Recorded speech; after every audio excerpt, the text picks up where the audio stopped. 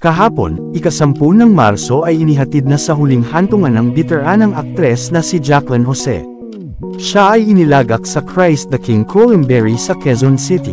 Bukod sa pamilya ng aktres, naroon rin ang mga kasamahan niya sa kinabilangang serye bago sumakabilang buhay na FPJ's Letter Batang Quiapo.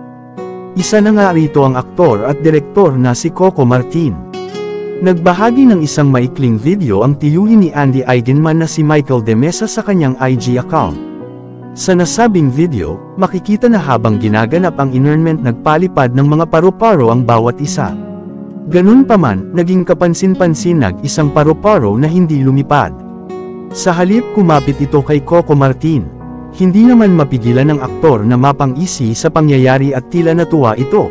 Ayon sa mga netizens, nagparamdam umano si Jacqueline Jose kay Coco sa pamamagitan ng naturang paru-paro.